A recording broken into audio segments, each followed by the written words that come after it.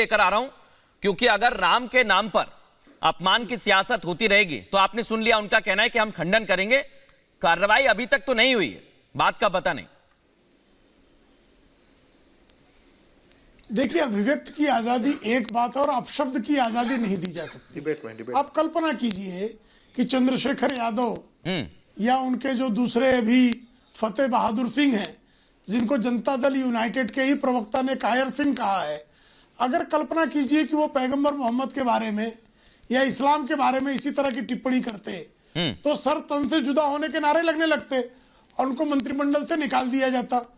लेकिन चूंकि प्रभु रामचंद्र जी की के बारे में बातें हो रही हैं, माता सरस्वती की निंदा की जा रही है, रामचरितमानस का अपमान किया जा रहा है, इसलिए चूंकि भारत में जो सनातनी हैं, जो हिंदू धर्म के लोग हैं, वो सहिष्णु हैं, वो सर तन से जुदा नहीं करते हैं, वो जो हैं मुसलमानों की तरह रिएक्ट नहीं करते हैं, गोलबंद होकर किसी के खिलाफ मतदान नहीं करते हैं, इसलिए जो है यहाँ सहिष्णुता है। और दूसरी तरफ कट्टरता है।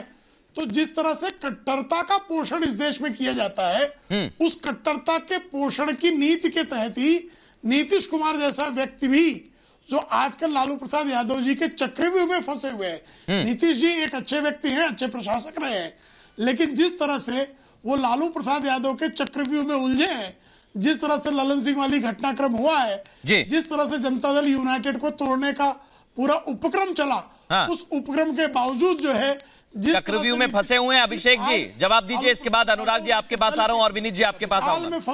एक वो अत्यंत जो है दुर्भाग्यपूर्ण स्थिति है। मेरा भी जवाब दे। ठीक है, विनीत जी भी आपसे कुछ पूछना चाहते हैं। अभिषेक जी, एक सेकंड। अभिषेक जी, एक सवाल है केवल, जरा लोगों का यह भी ज्ञानवर्धन करे कि जब मुख्यमंत्री ने विधानसभा में महिलाओं का अपमान किया था तो क्या यह सोच समझ के किया था? हालांकि उन्होंने खेद प्रकट किया था, मैं ये भी क्लियर कर देता हूं। लेकिन जिस तरह से उन्होंने कहा था, मुझे लगता है जवाब ले लेता हूं। इतना निजी स्तर किसी भी मुख्यमंत्री अभिषेक जी जवाब दीजिए। भगवंत मान ने भी नहीं किया इतना। अभिषेक जी इसके बारे में जरा रोशनी डालें। वो घटनाक्रम, मुख्यमंत्री जी का बयान, मुख्यमंत्री जी का खेद, सब कुछ आपके सामने है।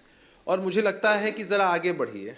इतिहास में ही चल रहे हैं क्या अभी तक, या कैसे फंस गई है महिलाओं को तो और टेप रिकॉर्डर रिवाइंड मोड में ही चल रहा है, तो उस हिसाब से मत करिए ना भाई। वस्तु स्थिति हम चर्चा किस तेजस्वी यादव को आपने क्या बुलाया था, तो लोगों को पता है को ले किस तेजस्वी यादव को आपने क्या बुलाया था, ये भी दुनिया को पता है। आपके पास स्कोप ही वही है। नहीं, आपके पास स्कोप ही वही तो बोलेंगे। मैं देखिए अभिषेक जी दोनों बातें क्लियर कर रहा हूं और मैंने आपके पास आने से पहले ही, इसलिए मैं कहता हूं सर, फैक्ट के अलावा मैं इधर उधर की बातें नहीं करता हूं। जानते हैं, मैंने इसलिए पहले ही बताया कि नीतीश कुमार ने खेद प्रकट किया, लेकिन मैं आपसे जवाब चाहता हूं जो प्रेम शुक्ला जी भी पूछ रहे हैं, उस पर भी आपको बोलना पड़ेगा। अभिषेक जी, इसके बाद अनुराग जी आ रहा हूं तुरंत।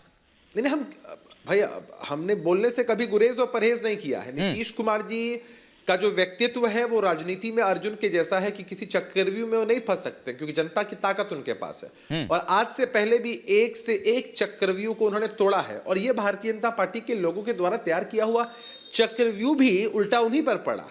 क्या हुआ था, एक चिराग मॉडल की स्थापना करके लोजपा को खड़ा करके इन लोगों ने हमारी पार्टी को जो डैमेज किया, उसके बावजूद नीतीश कुमार जी सीएम बने, और बाहर का रास्ता किन्हें देखना पड़ा, भारतीय जनता पार्टी को। तो नीतीश कुमार जी माहिर है, कोई चक्रव्यूह उनके सामने सेट करेगा, उसको भेदने में नीतीश कुमार जी माहिर हैं।